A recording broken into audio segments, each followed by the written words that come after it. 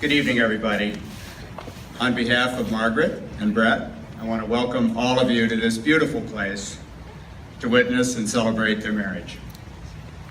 Today, the two of you are taking the very important step to make your relationship official and to join in a bond to last a lifetime.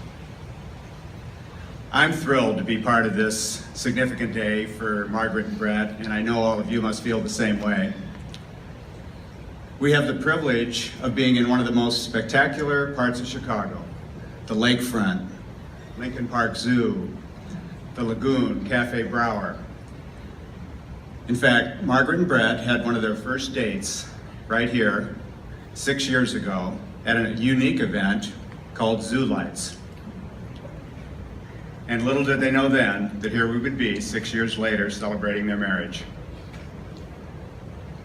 And by the way, I am so glad that we had this rain today, because nothing is luckier for a wedding than a little rain.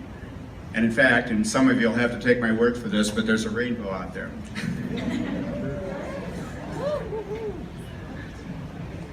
For those of you who don't know me, I'm Ken Peterson, Brett's uncle.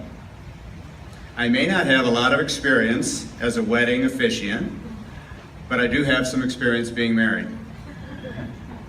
For 32 years, I was fortunate to be married to Brett's Aunt Sandy until she passed away, and I'm blessed to be married again today. And I've learned that marriage is the most intimate relationship that you'll have with another person. And it's where you'll share your joys and your dreams and your sorrows. And it's an opportunity for you to learn from each other and grow and develop individually and together. Brett and Margaret, I am so honored for the trust that you placed in me to be your wedding officiant today. And I'm just so happy for all the talks that we've had together between the three of us getting ready for today.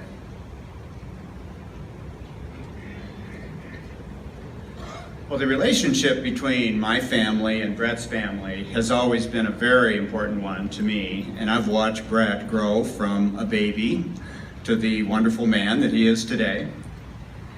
And there was a time when our families shared dinner at the Schiffman house almost every Sunday. And during one of those dinners, Brett began to bring Margaret, and I had a chance to meet her for the first time. And I saw then what a kind and thoughtful person that she is. And I hoped right from the start that their relationship might lead to what we're seeing today.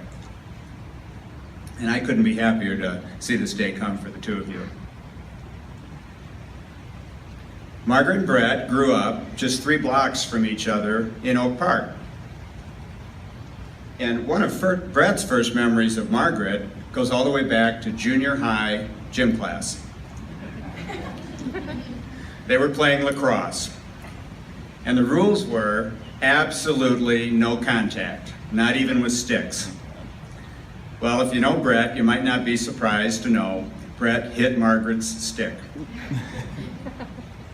And if you know Margaret, you know she's no pushover, and she got pretty fired up about it. And she must have scared Brett a little bit that day, because he remembers that incident very clearly, even to this day. Brad, I'm sorry to say, you must not have scared Margaret much, because she, as I recall, doesn't really remember that day. So there were some sparks on the playground. But what was the first romantic spark between these two? Well, fast forward to a Halloween party just after college for these two. And Brett came in a full-blown penguin outfit. In fact, Margaret said Brett was one of the only ones in costume. Nice, Brett. But it turned out well. That was the beginning of their relationship. And after knowing Margaret for over 10 years, Brett finally came to his senses and asked her out for their first date. And neither one of them was looking for a serious relationship at that time. But they both quickly realized how much they enjoyed each other's company, and the rest is history. So those were the early years. But then life took quite a turn for these two. Brett was offered the residency in Seattle, and they made the joint decision to move to Seattle together. And in Seattle, they were away from their family and their friends and the comfortable routine that they had come to know in Chicago. And their individual challenges were very different in Seattle.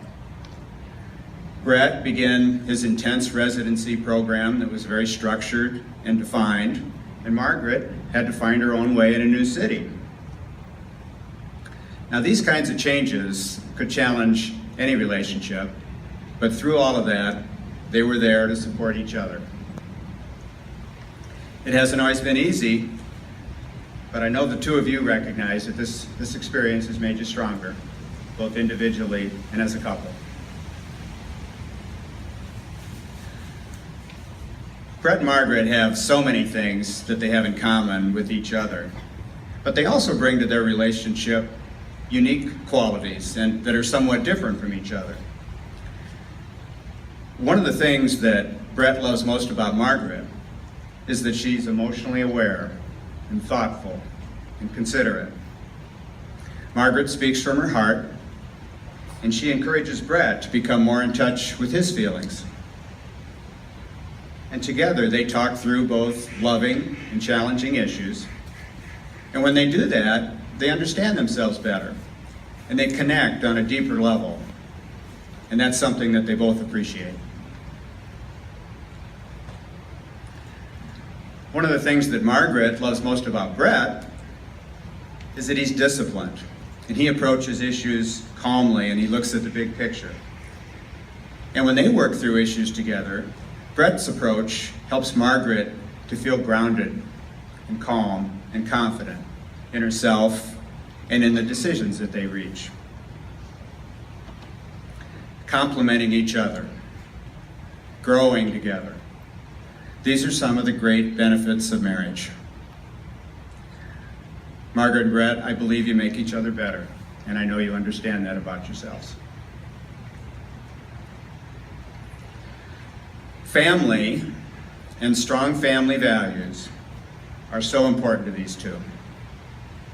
I know you both look forward to the love and the commitment of having a close-knit family of your own.